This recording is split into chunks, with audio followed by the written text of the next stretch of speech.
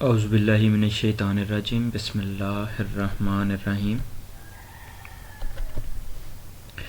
आज हमारा छठा लेक्चर है doses form science theory second semester का। हम सेकंड चैप्टर पढ़ रहे हैं। सपोजिटरी बेसिस का टॉपिक हमने स्टार्ट किया हुआ है और उसके अंदर हम क्लासिफिकेशन पढ़ रहे हैं जो कि हमने लास्ट लेक्चर के अंदर स्टार्ट की थी, वहीं कंटिन्यू करते हैं। मैंने आप लोगों को बताया था कि हमारे पास 3 क्लासेस हैं। इसकी मेन क्लासेस 2 ही हैं, एक फैट बेसिस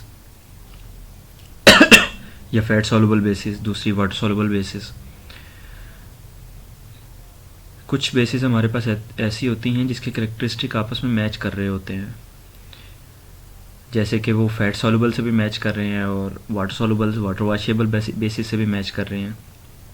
तो उनको हम तीसरी कैटेगरी जो कि है मिसलेनियस बेसिस की कैटेगरी, उसमें रख देते हैं।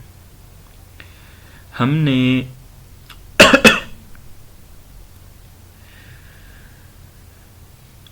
क्लासिफिकेशन स्टार्ट की थी और हम पहली क्लास जो है फैटी बेसिस की वो पढ़ रहे थे, फैट सॉल्युबल बेसिस की पढ़ रहे थे। उसके अंदर जो सबसे इम्पोर्टेंट मेंबर है कोका बटर, उसको हम डिस्कस कर रहे थे।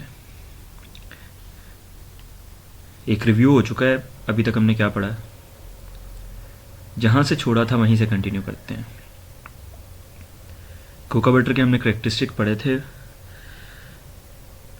तो उनमें डिफरेंट एडिशन किए जाते हैं डिफरेंट चीज़ों के, डिफरेंट पर्पज़ को सर्व करवाने के लिए। कई बार देखा गया है कि बेस के अंदर फिनोल या क्लोरल हाइड्रेट भी पाया जाता है या ऐड कर दिया जाता है। इससे प्रॉब्लम क्या आती है कि ये टेंडेंसी रखता है कोका बटर के मेल्टिंग पॉइंट को लो करने की। मतलब ये तो प्रॉब्लम होगी कि कोका बटर का जो मेल्टिंग पॉइंट है वो लो हो गया। कोका बटर का मेल्टिंग पॉइंट लो होने से क्या होगा कि हमें वो चाहिए रूम टेम्परेचर के ऊपर सॉलिड फॉर्म में। अब वो सॉलिड फॉर्म में हमारे पास बचा ही नहीं है। क्यों? क्योंकि हमने क्लोरल हाइड्रेट या इस तरह की दूसरी चीज़ें ऐड कर दी, जिसकी वजह से उसका मेल्टिंग पॉइंट नीचे आ गया। पहले वो 30 से 36 तक स्टेबल था, 36 तक भी कुछ हद तक स्टेबल था। बॉडी के अंदर इंसर्ट करते थे, बॉडी का टेम्परेचर 37 डिग्री सेंटीग्रेड उसको मिलता था, तब वो मेल्ट होता था और हमारा पर्पस सर्व हो रहा था। लेकिन अब क्या हो गया कि क्लोरल हाइड्रेट या इस तरह की दूसरी चीज़ें ऐड करने की वजह से मेल्टिंग पॉइंट कम हो गया। वो 25, 20 या 15 पे भी मेल्ट हो रहा है। ऐसी चीज़ें पर्पस के वजह से ही ऐड की जाती हैं, और अगर आप किसी ख़ास पर्पस के लिए उसको ऐड कर रहे हैं तो इसका मतलब उसको निकाला भी नहीं जा सकता, उसको इग्नोर भी नहीं किया जा सकता। तो हमारे पास इसकी रेमेडी मौजूद है। जब हम क्लोरल हाइड्रेट को लाजमी तौर पे ऐड करना है और वो लाजमी तौर पे मेल्टिंग पॉइंट लो कर रहा है, तो हमारे पास एक और रेमेडी मौजूद है। क्यों ना इसके अंदर सॉलिडिफाइंग एजेंट ऐड कर दिए जाए। जैसा कि एग्जांपल आप ले सकते हैं सिटाइल एस्टर वैक्स की, बीज वैक्स की। ये दोनों चीज़ें अलग-अलग भी और मिक्स करके भी ऐड की जा सकती हैं। टोटल जो सपोजिटरी का वेट होगा सिटाइल एस्टर वैक्स, उसका 20% तक यूज़ की जा सकती है। इसके अलावा जो बीज वैक्स है वो टोटल सपोजिटरी का जो बेस वेट है उसके वेट के 4% तक यूज़ की जा सकती है। जब भी आप कोका बटर को मेल्ट कर रहे हैं तो इन चीज़ों को भी साथ मेल्ट कर लें और अच्छी तरह मिक्सअप कर लें। तो जो सॉफ्टनिंग इफ़ेक्ट आएगा क्लोरल हाइड्रेट या उस जैसी चीज़ों की वजह से, ये उस इफ़ेक्ट को कंपनसेट कर लेंगी।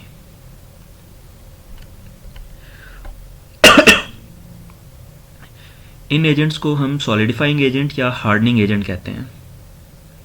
हार्डनिंग एजेंट एक ख़ास अमाउंट के अंदर ही ऐड किए जाने चाहिए, जैसे कि आपको ऊपर दोनों केसेस के अंदर परसेंटेज बता दी गई है। सिटाइल एस्टर वैक्स के सूरत में हमारे पास 20% और बीज वैक्स की सूरत में मैक्सिमम 4%। नीचे वही बात बताई जा रही है कि जो हार्डनिंग एजेंट है वो एक ख़ास हद से ज़्यादा नहीं होने चाहिए, ताकि ये बेस को मेल्टिंग से ना बचा पाएँ बॉडी के अंदर।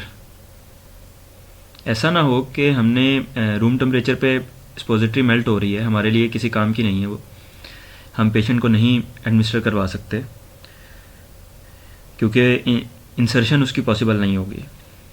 लेकिन हमने सॉलिडिफाइंग एजेंट ऐड कर दिए, अब उसकी वजह से वो रूम टेम्परेचर पे तो सॉलिडिफाई हो गई, लेकिन उसके बाद जब हमने पेशेंट को इंसर्ट की,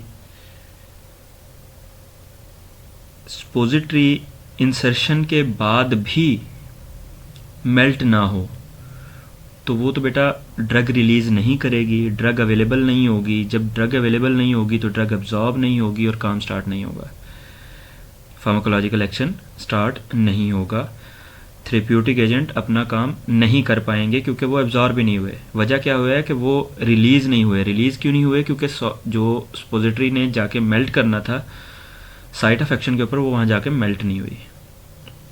आगे चलते हैं। डिफरेंट कमर्शियल प्रोडक्ट्स बेसिस के मिलते हैं, मतलब अगर हमने हॉस्पिटल सेटिंग के अंदर रेस्पोजिटरी बनानी है तो बेसिस बनी बनाई मिलती हैं। हम वो बेस मार्केट से जो हमें सूट करती है पेशेंट के हिसाब से वो हम परचेज़ कर लेते हैं और हम सिर्फ़ और सिर्फ उसके अंदर एक्टिव प्रिस्क्रिप्शन के हिसाब से ऐड कर देते हैं, स्पोजिटरी को मोल्ड कर लेते हैं और पेशेंट को पैकेजिंग के बाद डिस्पेंस कर देते हैं। तो ये काम ज़्यादा आसान हो जाता है। तो ये मैंने बुक से 3 प्रोडक्ट लिए हैं जो कि मार्केट में अवेलेबल हैं। ये मैं उनके नाम बता रहा हूँ कि किस नाम से मार्केट के अंदर अवेलेबल हैं। एक है फैटी बेस, एक है विकोबी बेस और एक है वाइटअप सोल बेस। इस तरह की बहुत सारी बेसिस हैं, इनको थोड़ा सा डिस्कस कर लेते हैं। ट्राइग्लिसराइड्स होते फैटी बेस के अंदर ट्राइग्लिसराइड्स होते हैं पाम कर्नल के या कोकोनट ऑयल के, और इसके अंदर सेल्फ इमल्सिफाइंग ग्लिसराइल मोनोस्टीरेट होता है, और इसके अलावा इसके अंदर पॉलीऑक्सल स्टीरेट होता है। इन चीज़ों को मिला के एक कमर्शियल प्रोडक्ट बनाया गया है जो मार्केट में हमें मिल जाता है। अगर हमें ये सूट करता है हमारे पेशेंट के हिसाब से तो हम इसको परचेज़ करके स्पोजिटरी बना सकते हैं। इसके अलावा मार्केट में कमर्शियल प्रोडक्ट मिलता है विकोबी बेस। इससे हमें फ़ायदा ये होता है कि हमारा जो एक्स्ट्रा टाइम लग रहा है बेस बनाने में वो बच जाएगा। स्पोजिटरी तो वैसे भी हमने पेशेंट की नीड के हिसाब से बनानी है, वो तो हर पेशेंट की है ही चेंज। उन स्पोजिटरीज की बात हो रही है जो हॉस्पिटल सेटिंग में बनाई जा रही हैं। जो इंडस्ट्री में से बन के आएंगी वो पेशेंट टू पेशेंट वेरी नहीं कर रही होती, वो एक ख़ास स्ट्रेंथ के अंदर ही बनाई जाती हैं। विकोबी बेस के अंदर ट्राइग्लिसराइड्स होते हैं जो कि कोकोनट ऑयल से डिराइव किए जाते हैं। वाइटअप सोल बेस या बेसिस, ये ट्राइग्लिसराइड होते हैं सैचुरेटेड फैटी एसिड्स के C12 से C18 तक with varied portion of the corresponding partial glycerides. ये 3 प्रोडक्ट्स हैं जो मार्केट में अवेलेबल हैं। इस तरह के और भी अवेलेबल हैं लेकिन बुक में इन्हीं का जिक्र है। पाकिस्तान में स्पोजिटरीज एक ख़ास हद तक ही बनाई जाती हैं, लेकिन चूँकि हम एक अमेरिकन बुक को फॉलो कर रहे हैं तो वहाँ पे ये काफ़ी डिटेल से है। लेकिन हमारे यहाँ भी बहुत हद तक स्पोजिटरीज मार्केट में अवेलेबल हैं। जो बच्चे इंटर्नशिप वगैरह कर चुके हैं या किसी की अपनी फार्मेसी है वो जानते होंगे इन बारे में। ये लेक्चर बेटा तैयार किया गया है यहाँ तक का portion section 5 chapter 12 Ansel's pharmaceutical dosages form and drug delivery system से। आगे चलते हैं। क्लासिफिकेशन के अंदर हम आगे बढ़ते हैं तो जो दूसरी क्लास है वो वाटर सॉल्युबल और वाटर मिसिबल बेसिस है। मेन मेंबर जो इस ग्रुप के हैं वो ग्लाइसिनेटेड जेलेटिन और पॉलीथाइलिन ग्लाइकोल हैं। ज़्यादा जो मेंबर यूज़ होते हैं, जिस तरह पहले जो हमने क्लास पढ़ी है उसके अंदर जो सबसे ज़्यादा मेंबर यूज़ हो रहा था वो कोका बटर था। यहाँ पे जो सबसे ज़्यादा मेंबर्स यूज़ हो रहे हैं वो ग्लाइसिनेटेड जेलेटिन है बेसिस के अंदर और पॉलीथाइलिन ग्लाइकोल है। इन दोनों चीज़ों को डिटेल से पढ़ लेते हैं।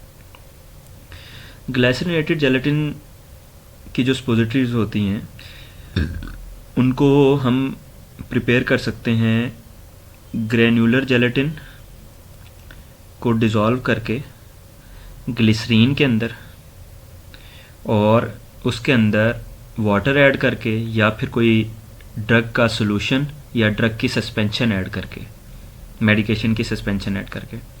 मतलब 3 चीज़ें होंगी। एक ग्रेन्यूलर जेलेटिन होगी, वो होगी 20%, उसको आपने डिज़ोल्व किया हुआ होगा ग्लिसरीन के अंदर। ग्लिसरीन का पोर्शन जो होगा वो 70% का होगा।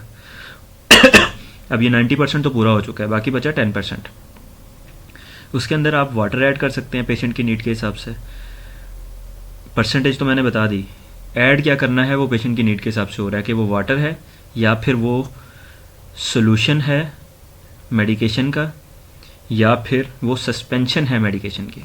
तो इस तरह 100% हमारे पास बन जाएगा। उसके बाद मोल्डिंग हो जाएगी और स्पोजिटरी तैयार हो जाएगी। ग्लिसरीनेटेड जेलेटिन बेस जो है वो मोस्ट फ्रीक्वेंटली यूज़ होती है विजाइनल स्पोजिटरीज को प्रिपेयर करने के लिए। ऐसी विजाइनल स्पोजिटरीज को प्रिपेयर करने के लिए जहाँ पे हमें प्रोलॉन्ग एक्शन चाहिए होता है एक मेडिसिनल एजेंट का। मतलब ऐसी स्पोजिटरी जो साइट ऑफ एक्शन पे ज़्यादा टाइम गुजारेंगी। ग्लाइसिनेटेड जेलेटिन बेस ये स्लोली सॉफ्टन होती है और ये मिक्स होती है फिजियोलॉजिक फ्लूइड के साथ, और ये एक स्लो रिलीज प्रोवाइड करती है, स्लोली अवेलेबल करती है साइट ऑफ एक्शन के ऊपर ड्रग को। स्लोली एब्जॉर्प्शन होती है, क्योंकि एब्जॉर्प्शन तो मैक्सिमम उतनी चीज़ों की होगी जो चीज़ें साइट ऑफ एक्शन के ऊपर अवेलेबल हैं। अब अगर ड्रग रिलीज़ ही नहीं हुई, स्पोजिटरी सॉफ्टन स्लोली हो रही है और फिजियोलॉजिक फ्लूइड के साथ मिक्स स्लोली हो रही है, तो जाहिर सी बात है ड्रग भी स्लोली ही रिलीज़ होगी और वही उतनी की ड्रग एब्जॉर्ब हो सकेगी साइट ऑफ एक्शन के ऊपर जितनी अवेलेबल कर दी गई है। आगे चलते हैं। ग्लाइसिनेटेड जेलेटिन बेस्ड स्पोजिटरीज जो हैं उनके अंदर टेंडेंसी होती है कि वो मॉइस्चर को एब्जॉर्ब कर सकें। हमें पता है कि ग्लिसरीन जो है वो हाइग्रोस्कोपिक मटेरियल है, तो ग्लाइसिनेटेड जेलेटिन की जो स्पोजिटरीज हैं वो भी हाइग्रोस्कोपिक होंगी, तो इनके अंदर टेंडेंसी होगी कि वो मॉइस्चर को एब्जॉर्ब कर सकें।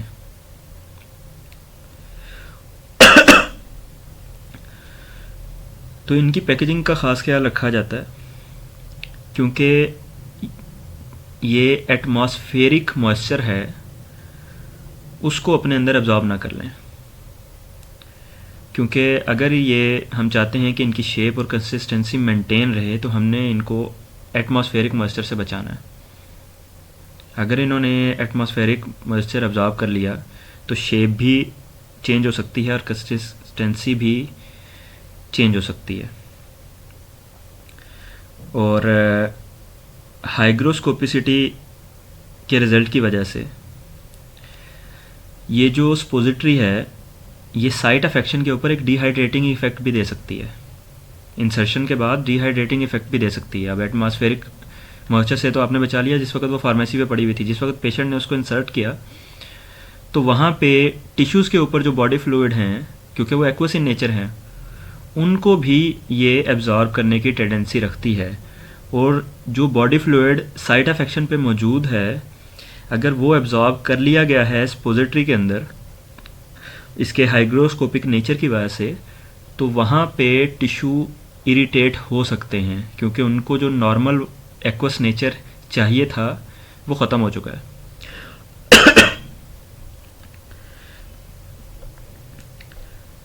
इसकी रेमेडी क्या है? देखें, ग्लिसरीन हाइग्रोस्कोपिक है, उसने पानी एब्जॉर्ब करना ही करना है, ठीक है। आप एटमॉस्फेरिक मॉइस्चर से तो बचा लेंगे, साइट ऑफ एक्शन के ऊपर अगर बॉडी ऑरिफिस के अंदर अगर बॉडी फ्लूइड मौजूद है जो कि और एक्वस इन नेचर है, उससे कैसे बचाएंगे?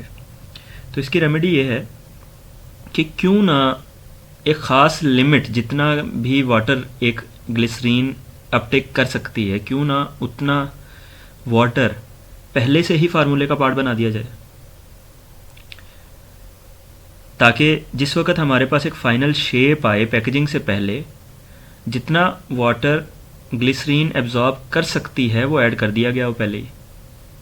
उसके बाद वाटर अपटेक की उसकी लिमिट ही ख़त्म हो चुकी हो तो ना वो एटमॉस्फेरिक मॉइस्चर को एब्जॉर्ब करेगा जो सपोजिटरी है, और ना ही साइट ऑफ एक्शन के ऊपर टिश्यूज़ के ऊपर जो फिजियोलॉजिकल फ्लूइड हमारा मौजूद है एक्वस इन नेचर, ना उसको एब्जॉर्ब करेगा, क्योंकि हमने जितना वाटर उस ग्लिसरीन ने अपटेक करना था मैक्सिमम, उतना हमने फार्मूले का पार्ट बना दिया।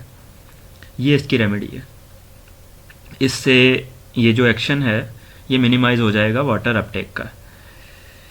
और कई बार ऐसे भी बताया जाता है, जो कि एक बिल्कुल सही प्रैक्टिस है, कि ग्लिसरीन की जो सपोजिटरी हैं, अगर आपने फार्मूले का पार्ट नहीं बनाया वाटर को, तो सिर्फ यूज़ करने से पहले उसको एक बार सिंपल वाटर के अंदर डिप कर लें, मॉइस्चन कर लें, और उसके बाद पेशेंट को ये इंसर्ट करवा दी जाए। इससे ये होगा कि जो इनिशियल टेंडेंसी होगी वाटर अपटेक की, एक इस सपोजिटरी की टिश्यूज़ पे से, म्यूकस मेम्ब्रेन के ऊपर से, वो काफ़ी हद तक रिड्यूस हो जाएगी। ये उन केसेस में है जहाँ पे हम फार्मूला का पार्ट वाटर को नहीं बना सकते किसी ख़ास वजह से। जहाँ पे हम फार्मूले का पार्ट बना सकते हैं वहाँ पे हम पहले से ही वाटर को फार्मूला का पार्ट बना देंगे, ताकि और वाटर अपटेक ना हो, ना एटमॉस्फेरिक और ना साइट ऑफ एक्शन के ऊपर। आगे चलते हैं। Urethral suppositories may be prepared from a glycerinated gelatin base of a formula somewhat different from the indicated earlier। पहले जो हमने फार्मूला अभी डिस्कस किया है उसमें हमने विजाइनल सपोजिटरीज को डिस्कस किया है। वहाँ पे जो फार्मूला था, वहाँ पे ग्रेन्युलर जेलेटिन थी 20%, 70% था ग्लिसरीन का पोर्शन, जिसके अंदर हमने ग्रेनुलर जेलेटिन को डिज़ोल्व किया हुआ था, और 10% मेडिकेशन थी, या वाटर था, या मेडिकेशन का सोल्यूशन, और या सस्पेंशन थी, जो भी फॉर्म थी। यहाँ पे परसेंटेज चेंज होगी, चीज़ें वही हैं। साइट ऑफ एक्शन चेंज होने से कंपोजिशन चेंज होगी, इंग्रेडिएंट वही हैं। यहाँ पे जेलेटिन हम यूज़ कर रहे हैं यूरिथ्रल सपोजिटरीज बनाने के लिए, जेलेटिन 60% है, ग्लिसरीन 20% है, और मेडिकेटेड एक्वस पोर्शन जो वहाँ पे 10% था, यहाँ पे 20% हो गया। सिर्फ प्लस माइनस हुआ है इंग्रेडिएंट की क्वांटिटीज़ के अंदर, इंग्रेडिएंट की परसेंटेज के अंदर। यूरिथ्रल सपोजिटरीज जो हैं ग्लिसरीनेटेड जेलेटिन से जो हमने बनाई हुई हैं, वो पेशेंट को इजीली इंसर्ट करवाई जा सकती हैं कोका बटर सपोजिटरीज की निस्बत, क्योंकि जो कोका बटर सपोजिटरीज हैं वो बॉडी टेम्परेचर मिलते ही सॉफ्टन होना शुरू हो जाती हैं, तो इंसर्शन उनकी इजी नहीं होती, वो कई बार फिंगर टिप्स के ऊपर ही मेल्ट हो जाती हैं। तो यहाँ पे प्रेफरेबल ग्लिसरीनेटेड जेलेटिन सपोजिटरीज होंगी। पॉलीथाइलिन ग्लाइकोल जो हैं वो पॉलीमर होते हैं इथाइलिन ऑक्साइड के और वाटर के, जिनको हम प्रिपेयर करते हैं various chain length, molecular weight और फिजिकल स्टेट के अंदर। वो अवेलेबल होते हैं मार्केट के अंदर डिफरेंट मॉलिक्यूलर वेट रेंजेस के अंदर। जो सबसे ज़्यादा यूज़ होती हैं या कॉमनली यूज़ होती हैं वो हैं पॉलीथाइलिन ग्लाइकोल 300, 400, 600, 1000, 1500, 1540, 3350, 4000, 6000, 8000 ये ज़्यादा यूज़ हो रहे हैं। ये जो पॉलीथाइलिन ग्लाइकोल के बाद ये जो नंबर्स बोले हैं मैंने, न्यूमेरिक पोर्शन है, जो न्यूमेरिक डिजिग्नेशंस हैं, ये रेफ़र करती हैं average molecular weight of each polymer को। मतलब हमने पॉलीमर के वेट के हिसाब से उसको एक नंबर दे दिया ताकि हम इसको आइडेंटिफाई इजीली कर सकें। और इनके डिफरेंट कैरेक्टरिस्टिक होते हैं मॉलिक्यूलर वेट पे डिपेंड करते हुए। जैसे कि ऐसे पॉलीथाइलिन ग्लाइकोल जिनका एवरेज मॉलिक्यूलर वेट 300, 400 या 600 या इसके आसपास हो, वो क्लियर होते हैं, कलरलेस होते हैं और वो लिक्विड होते हैं।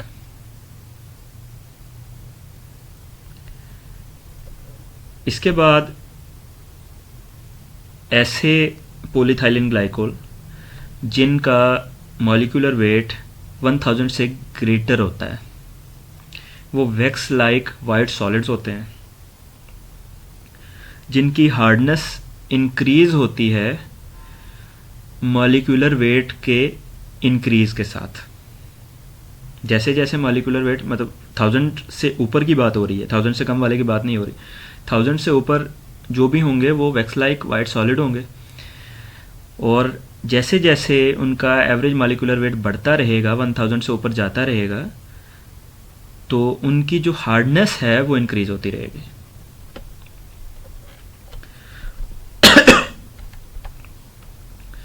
डिफरेंट रेंजेस हैं, डिफरेंट मॉलिक्यूलर वेट जो हैं पॉलीथाइलिन ग्लाइकोल के, वो डिफरेंट टेम्परेचर पे मेल्ट होते हैं। अब आपने जो स्पोजिटरी बनानी है उसका जो एक्शन लेना है, चाहे वो सॉफ्टनिंग एक्शन लेना है, चाहे आपने उसका मेल्टिंग एक्शन लेना है या डिज़ोल्विंग एक्शन लेना है, उसके हिसाब से आप पॉलीथाइलिन ग्लाइकोल का जो एवरेज मॉलिक्यूलर वेट है या जो कौन सा पॉलीमर आपने यूज़ करना है वो सिलेक्ट कर लेंगे। 300 जिसका एवरेज मॉलिक्यूलर वेट होता है या इसके आसपास होता है, वो तकरीबन -15 डिग्री सेंटीग्रेड से -18 डिग्री सेंटीग्रेड तक मेल्ट होता है। इसी तरह 400 के लिए ये लिमिट 4 डिग्री सेंटीग्रेड है, 4 डिग्री सेंटीग्रेड से 8 डिग्री सेंटीग्रेड तक है। 600 के लिए 20 डिग्री सेंटीग्रेड से लेकर 25 डिग्री सेंटीग्रेड तक है। 1000 के लिए 37 डिग्री सेंटीग्रेड से लेकर 40 डिग्री सेंटीग्रेड है। 1450 के लिए 43 डिग्री सेंटीग्रेड से लेकर 46 डिग्री सेंटीग्रेड है। 3350 के लिए 54 डिग्री सेंटीग्रेड से लेकर 58 डिग्री सेंटीग्रेड तक है। और 4600 के लिए 57 डिग्री सेंटीग्रेड से लेकर 61 डिग्री सेंटीग्रेड तक है। 6000 के लिए 56 डिग्री सेंटीग्रेड से लेकर 63 डिग्री सेंटीग्रेड तक है। और 8000 के लिए 60 डिग्री सेंटीग्रेड से लेके ये 63 डिग्री सेंटीग्रेड तक है। वेरियस कम्बिनेशन जो हैं पॉलीथाइलिन ग्लाइकोल के, उनको कंबाइन भी किया जा सकता है। मतलब आप कोई एक पॉलीमर की बजाय डिफरेंट करेक्टरिस्टिक लेना चाह रहे हैं तो आप एक कम्बिनेशन भी यूज़ कर सकते हैं। और कम्बिनेशन यूज़ करने के लिए आप फ्यूज़न मेथड यूज़ कर सकते हैं उनको आपस में कंबाइन करने के लिए। 2 और मोर या वेरियस जो टाइप्स के स्पोजिटरी बेस हैं वो आप यूज़ कर सकते हैं ताकि आपके पास एक डिज़ायर्ड कंसिस्टेंसी और स्पोजिटरी के डिज़ायर्ड करेक्टरिस्टिक्स आपके पास आ जाएं उस एक ख़ास पेशेंट के रेफरेंस से या उस ख़ास साइट ऑफ एक्शन के रेफरेंस से या उस ख़ास ड्रग के रेफरेंस से। इस चीज़ के अंदर स्पोजिटरी बनाते हुए डिज़ीज़ को भी माइंड में रखा जा सकता है। रिसेंट ईयर्स के अंदर फार्मासिस्ट को हॉस्पिटल के अंदर स्पोजिटरीज बनाने के लिए बुलाया जाता है, मतलब ये जो हॉस्पिटल सेटअप्स के अंदर काम कर रहे हैं फार्मासिस्ट, उनको स्पोजिटरी बनाने का भी कहा जा रहा है। ज़्यादातर बेटा वो स्पोजिटरीज ऐसी होती हैं जो एक्सटेम्पोरेनियसली बनाई जाती हैं, मतलब ये है कि शॉर्ट एक्सपायरी की चीज़ें होती हैं। ऐसी चीज़ें या तो मार्केट में अवेलेबल नहीं होती, या मार्केट के अंदर वो एक डिफरेंट स्ट्रेंथ के अंदर अवेलेबल होती हैं, और हमारे जो पेशेंट को जो नीड होती है वो उस स्ट्रेंथ की नहीं होती, या वो दूसरे बॉडी ऑरिफिस के लिए अवेलेबल है मार्केट के अंदर, और हम थेरेपी को हॉस्पिटल के अंदर चेंज कर रहे हैं। फिजिशियन जो हैं वो थेरेपी को चेंज कर रहे हैं, उनको किसी और बॉडी ऑरिफिस के लिए चाहिए, तो इन चीज़ों के लिए फिर वो जो चीज़ मार्केट से नहीं मिलेगी वो हॉस्पिटल सेटअप के अंदर ही प्रिपेयर की जाती है।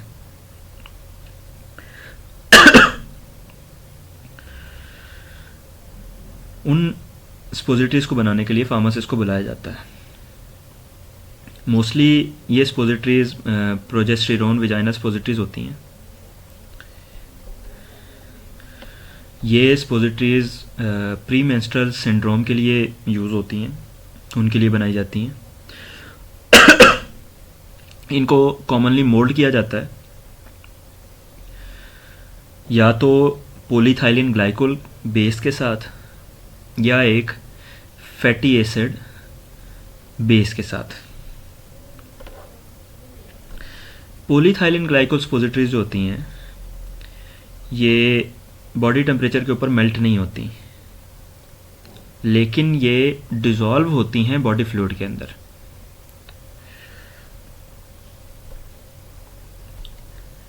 देयरफॉर जो हमने बेस प्रिपेयर करनी है इस तरह की स्पोजिटरी को बनाने के लिए, वो बेस इस तरह हो कि इस तरह फार्मूलेट हो कि वो बॉडी टेम्परेचर के ऊपर मेल्ट ना कर जाए, बल्कि वो स्लोली ड्रग को रिलीज़ करे। किस मेथड से? By dissolving itself in the body fluid available at the site of action. ठीक है बेटा, आज का लेक्चर यहीं तक है, इससे अगला नेक्स्ट लेक्चर में इंशाल्लाह कंटिन्यू करेंगे। आज का जो लेक्चर है बेटा वो प्रिपेयर किया गया है section 5 chapter 12 answers pharmaceutical dosages form and drug delivery system से। अल्लाह हाफिज़।